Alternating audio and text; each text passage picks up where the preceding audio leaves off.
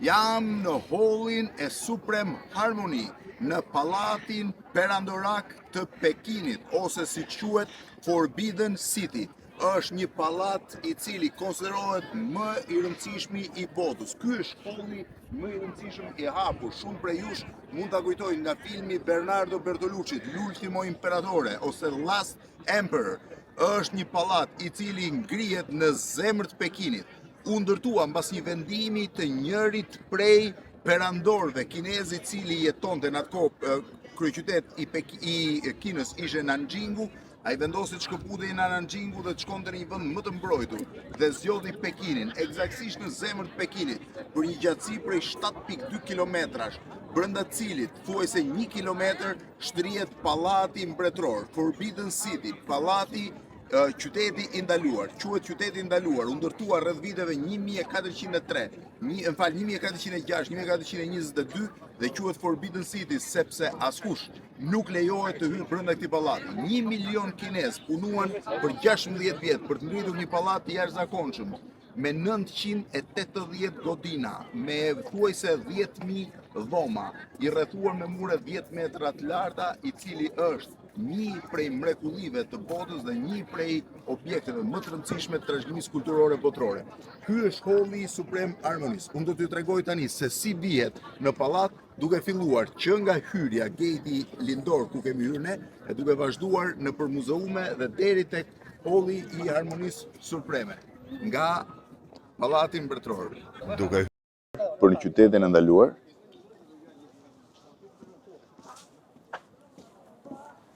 janë të veshura me veshje tradicionale tipike kineze, pjesa më e madhe e personave këtu. Është një traditë që vinë të veshur me këto veshje tradicionale për të bërë foto, janë frymëzuar nga telenovelat dhe serit. Shifini, edhe vajzë e vogël. Kjo është hyrja lindore e qytetit ndaluar. Deri tani hyej nga sheshi Tiananmen, por për arsye sigurie, dera e sheshit Tiananmen është e mbyllur. Shiheni prap veshjet e.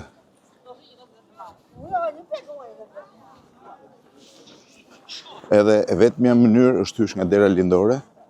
Duhet pasqisësh pasaportën, duhet kontrollojnë kamerat, kontrollat janë shumë të forta se kanë qenë përpara. Hop. Por shiheni dhe pjesën e kanalit që rrethon qytetin e ndaluar, 6 metra i thellë. Vazhdojmë në këtë drejtim.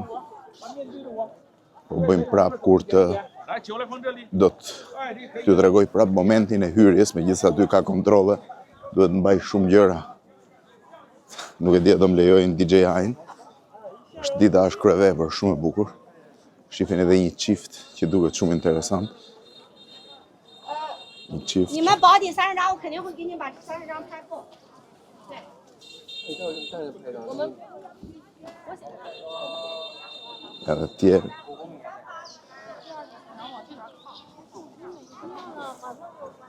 Këte janë muret e qytetit të ndaluar.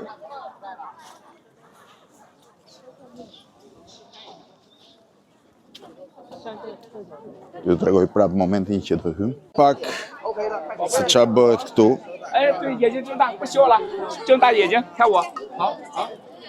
不。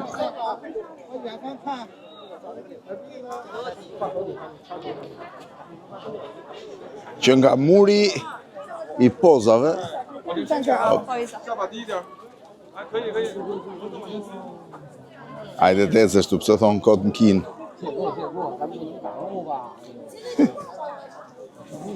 Gjej drejtimin, lihet para meje.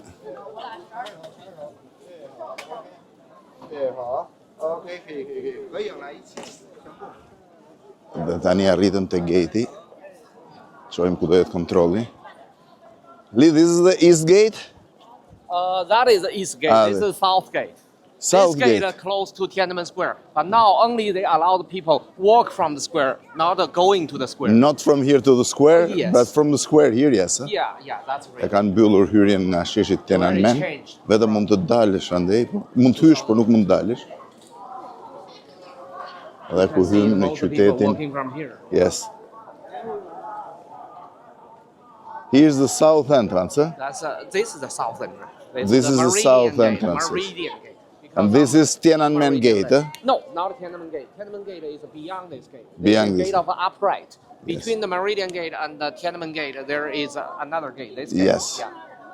Pas ka dhe një gate tjetër pas tij, pastaj vjen sheshi Tiananmen, kurse këtu është hyrja për në qytetin e ndaluar. Pu sa e mbushur me turist.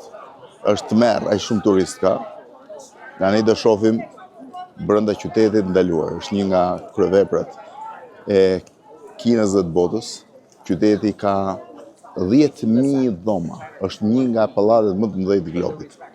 T'ju tregoj tani. Për sa ka mbaruar siguria për të hyrë në Forbidden City, është pallati këtu, mbas 2 gateve, kjo është hyrja qendrore, ka 890 godina, është i rrethuar nga një kanal 52 metra i gjerë dhe mure 10 metra të larta, ka eksakt 8700 dhoma plus rreth 1500 të tjera ndihmëse, pra që mendohet që ka në total prej rreth 10.000 dhomash. Ndërkohë kjo është pjesa e sipërme e mureve, në stelë dielli të duket mirë. Në këtë drejtim është roja. Kjo është eksaktësisht hyrja që vjen nga ana e Tiananmenit dhe hyn brenda 980 godinave që janë ndërtuar për perandorin. Shifeni hyrjen këtu. Tani jam duke ecur në drejtim të hyrjes, nuk e di tani ku do na çoj Guida. Kjo është hyrja qendrore. Kjo është hyrja qendrore dhe kjo pjesa këtu. Kjo është hyrja qendrore nga hyn perandori, së bashku me 2 anët ku lëvizte korteu që shoqëronte atë. Tu hynte vetëm perandori, ndërkohë oficerët hynin nga kjo derë, ndërsa dinjitarët e tjerë nga e dera atje në cep në kënd fare. Pra, perandori ecste në mes me 2 karvane me ushtar, roje në 2 anët e tjera. Tash do hyj në derën e perandorit, të shohim se si bëhet. Do marr DJI 360 që ta tregoj më bukur hyrjen. Ndiqeni pak. Tashti po shkojmë te Muzeu Mobiljeve sepse ka jashtëzakonisht shumë njerëz, edhe imagjino është ditëjavë. Shihni urat e mermerit. Gjitha, në këtë drejtim hyet në hollet kryesore, kurse këtej shkohet tek Muzeu i Mobiljeve. Është një nga pallatet më të mëdhenj të globit, pak histori.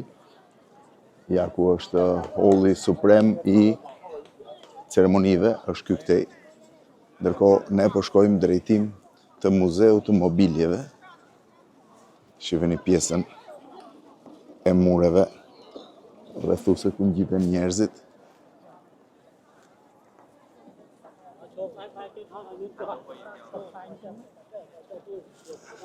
Është sipërfaqe për 72 hektarësh, 720.000 metra katror e gjitha e ndërtuar, me 980 godina, si thash, rreth 10.000 dhoma, dhe me parqe. Vetëm 60% e sipërfaqes së pallatit është e hapur, ndërkohë që 40% nuk është hapur kurrë.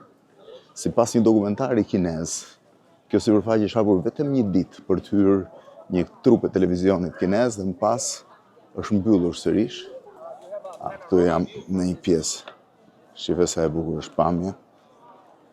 Kryevepër. Shohim tani mobiljet. To janë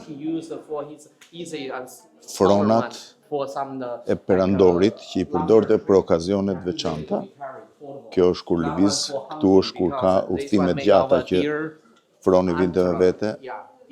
Kjo është shumë interesante. Kjo është bërë me brir antilope. Komplet me brir antilope. Ky është një prej fronave që vendosen një prej pallateve të tij. Like a rubber. Yes. The rubber from the tree is a liquid, but when it goes Mbrojtërore. Kjo është një derë tipike ndërtuar. Ky është froni që mbahej në një nga pallatet Një nga sallat e Pekinit, shifeni. Po ecim në tutje, salla e froneve dhe e mobiljeve mbretërore. Kjo është tavolinë pune,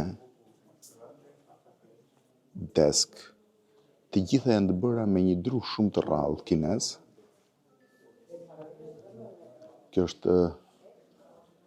është një dollap tipik kinez. Shifeni se çfarë mrekullie është në punim. Shifeni detajet.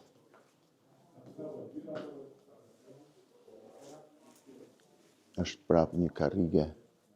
Të gjitha të prodhuara në Kinë në atë kohë. Këtu po hym prapë në pjesën e një dhomë pune. Ja dhe pemë tipike kineze. Një divan qëndruar. Janë të gjitha mobilje të perandorit. Të bëj dhe këtë këtej që të vazhdoj. Se vazhdo ka shumë. Këtu janë një 2 mrekulli tjera. Shifeni. Është një... Këto pasaj hyn tek perlat e artit kinez. Shifeni çfarë punimi i gjithi me dorë.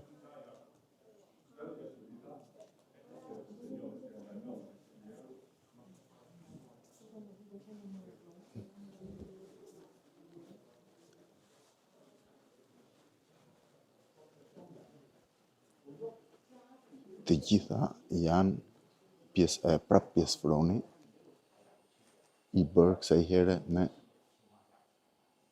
tru të gdhëndur. Karrige, këtu hym tek pjesa e mobiljeve tipike të perandorit. Të punuara me dorë. Ky është muzeu i mobiljeve.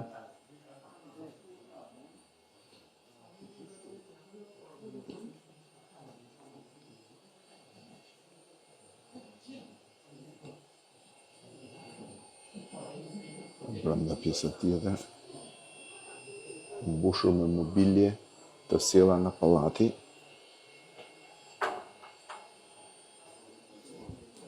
Ky është muzeu i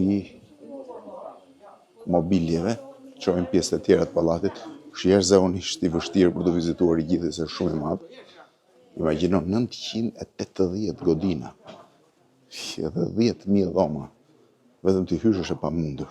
Tani kam hyrë në muzeun e porcelanit, ku do t'ju tregoj atë që quhet masterpiece, po ju tregoj pak nga pak, jo vetëm atë të gjitha. Kjo është një nga pjesët më të rëndësishme të porcelanit të pallatit mbretëror. Kjo po ashtu. Rreth e rrotull ka disa nga qeramikat e përdorura nga familja perandorake kineze.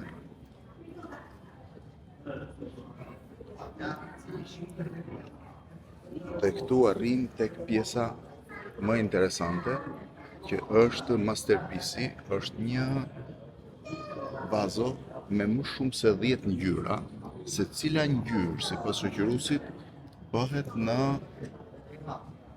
temperaturë të caktuar. Shikoni. Pra këtu jemi në një nga masterpiece-et, ndërkohë që rreth e rrotull është plot me keramik të gjitha kohërave. Këtu është harta. Ne jemi këtu. Prej këtu duhet ecim nëpër të gjithë për rreth 1 kilometër që është gjatësia e pallatit. Edhe muzeut që është ndërtuar në vitin 1925. Tani jam duke hyrë në pjesën e hollit të harmonisë. Shikoni një prej 美华， pjesëve të para të oborrit. Dhe tani duhet hy në këtë hyrjen këtej. Froni Harmoni Supreme po hy në një tjetër obor. Shife, përfundimisht këtu nuk mbaron pallati, është 1 kilometër e ca i gjatë. Është pjesa e mbrapme e pallatit. Edhe pjesa ndoshta më e dekoruar, është jashtëzakonisht shumë e dekoruar, vijon dera tjetër andej. Shiheni se si janë punimet sipër. Shihni çfarë punime kanë. Dhe në këtë drejtim vazhdon prapë. Nuk e di kur të mbaroj ky qytet. Qyteti i ndaluar. Kjo është pjesa e brendshme e qytetit, vazhdon tutje. Dhe në këtë drejtim ecim për këtej.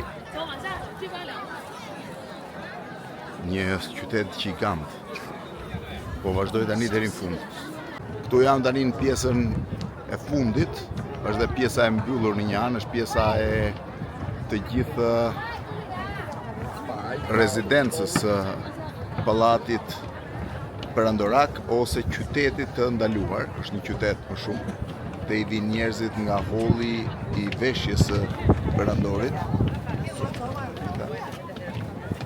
Tani këtu nuk mbaron, por ka shumë njerëz, unë thash vetëm një pamje të përgjithshme të njërit prej pallateve më të rëndësishëm të globit, ose të qytetit ndaluar të Kinës, ku për 500 vjet nuk duhet shkelte asnjë qenie njerëzore me trashëtim të atyre që i shërbenin perandorit.